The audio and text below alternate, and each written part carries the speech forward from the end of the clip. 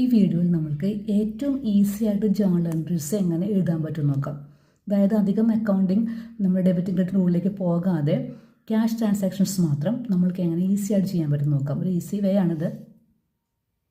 ആദ്യം ട്രാൻസാക്ഷൻസ് ഏതൊക്കെയെന്ന് നോക്കാം. Start business with cash rupees 50,000, then sold goods for cash 1,000 rupees, wages paid 400, paid salary 3,000, and the next one sold building for cash 40,000 and salary paid by check 1,000. അപ്പോൾ നമുക്ക് ഇതെല്ലാം തന്നെ cash transactions ആണ്. അത് 6th one നമ്മൾ check എന്ന് പറയുമ്പോൾ നമ്മൾ അവിടെ യൂസ് ചെയ്യുന്ന ടേം എന്ന് പറഞ്ഞാൽ ബാങ്ക് എന്ന് മനസ്സിലാക്കണം. സാലറി പെയ്ഡ് ബൈ ചെക്ക് എന്ന് പറയുമ്പോൾ നമ്മൾ ബാങ്ക് വഴിയായിട്ട് എന്ത് ചെയ്തു, സാലറി പേയ്മെൻറ്റ് നടത്തി. നമുക്കിതിന് ഈ ട്രാൻസാക്ഷൻസ് എങ്ങനെ ഈസി ആയിട്ട് നമുക്ക് ചെയ്യാൻ പറ്റുമെന്ന് നോക്കാം. ഇപ്പോൾ നമ്മൾ ശ്രദ്ധിക്കുക, ക്യാഷ് ട്രാൻസാക്ഷൻസിൽ ബിസിനസ്സിലെ ക്യാഷ് വരുവാണെങ്കിൽ നമ്മൾ ആ ജേണൽ എൻട്രി എഴുതുമ്പോൾ എപ്പോഴും നിങ്ങൾ ഏത് ജേണൽ എൻട്രി എഴുതിയാലും അതിൽ ക്യാഷ് ട്രാൻസാക്ഷനാണ്. അത് ബിസിനസ്സിലെ ക്യാഷ് വരുവാണെങ്കിൽ ക്യാഷ് ഫസ്റ്റിലേക്ക് വരും. അത് ക്യാഷ് എപ്പോഴും ഡെബിറ്റ് ആയിരിക്കും. അപ്പോൾ ഈ ഫസ്റ്റ് കേസിൽ എന്താണ്, സ്റ്റാർട്ടഡ് ബിസിനസ് വിത്ത് ക്യാഷ്, ബിസിനസ്സിലേക്ക് എന്ത് വന്നു, 50,000 രൂപ ബിസിനസ്സിലേക്ക് വന്നിട്ടുണ്ട്. ക്യാഷ് വരുമ്പോൾ എപ്പോഴും ക്യാഷ് ഏത് ബാലൻസ് വരും, cash debit, cash account debtor. ഇവിടെ ക്യാഷ് അക്കൗണ്ട് ഡെറ്റർ എന്ന് എഴുതി. അതായത് എപ്പോഴൊക്കെയാണ് ബിസിനസ്സിലേക്ക് ക്യാഷ് വരുന്നത് അപ്പോഴേ ഏത് ജേണൽ എൻട്രി ആയിക്കോട്ടെ ഏതെങ്കിലും ബിസിനസ്സിലേക്ക് ക്യാഷ് വരുവാണെങ്കിൽ ക്യാഷ് അക്കൗണ്ട് ഡെറ്റർ എന്നായിരിക്കും. നെക്സ്റ്റ് അത് ബിസിനസ്സിൻ്റെ എന്താണ്, ക്യാഷ് അക്കൗണ്ട് ഡെറ്റർ ടു ബിസിനസ്സിൻ്റെ ക്യാപിറ്റലാണ്. So cash account debtor to capital. നമുക്ക് എൻട്രി വരുമ്പോൾ ക്യാഷ് അക്കൗണ്ട് ക്യാപിറ്റൽ എന്നായിരിക്കും അതിൽ. ഞാൻ നറേഷൻ ഇവിടെ എഴുതുന്നില്ല. നറേഷൻ കമ്പൽസറി നറേഷൻ കുട്ടികൾ എവിടെ എഴുതണം. ദി സെക്കൻഡ് ട്രാൻസാക്ഷൻ ആണത് സോൾഡ് ഗുഡ്സ് ഫോർ ക്യാഷ് ആണ് അല്ലേ. നമ്മൾ 1000 രൂപയ്ക്ക് എന്ത് ചെയ്തു, ഗുഡ്സ് നമ്മൾ സെയിൽ നടത്തി അല്ലേ. അപ്പോഴും ബിസിനസ്സിലേക്ക് എന്ത് വന്നു, ക്യാഷ് വന്നു. എപ്പോഴൊക്കെയാണ് ബിസിനസ്സിലേക്ക് ക്യാഷ് വരുന്നത് അപ്പോൾ ക്യാഷ് എല്ലാം ഫസ്റ്റ് ലൈനിൽ വരും ജേണൽ എൻട്രിയുടെ. സോ cash account debtor.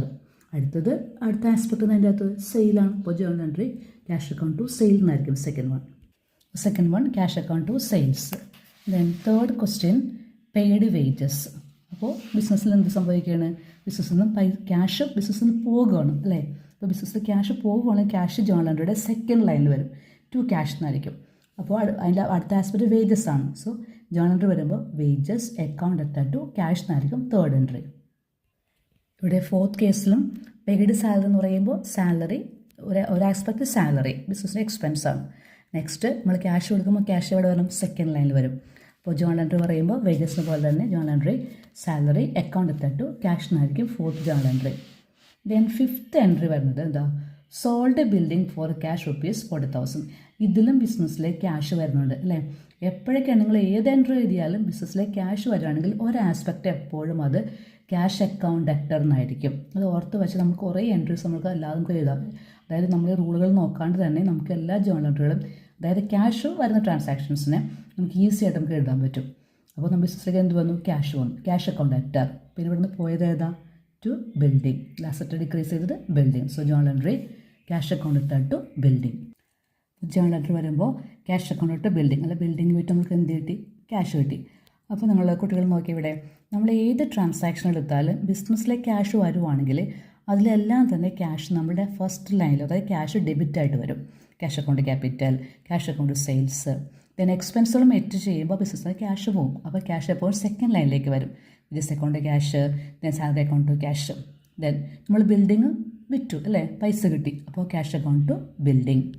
Then last one എന്താണ്, സാലറി പെയ്ഡ് ത്രൂ അല്ലെങ്കിൽ പെയ്ഡ് ബൈ ചെക്ക് അല്ലേ. നമ്മൾ ചെക്ക് കൊടുത്തിട്ട് എന്ത് ചെയ്തു, സാലറി നമ്മൾ കൊടുത്തത് ചെക്ക് വഴിയായിട്ടുണ്ട്. അപ്പോൾ നമ്മൾ ചെക്ക് കണ്ടറിയേണ്ടത് അവിടെ എന്ത് വരും, അവിടെ ബാങ്ക് വഴിയാണ് നമ്മുടെ സാലറി പോയിരുന്നത്.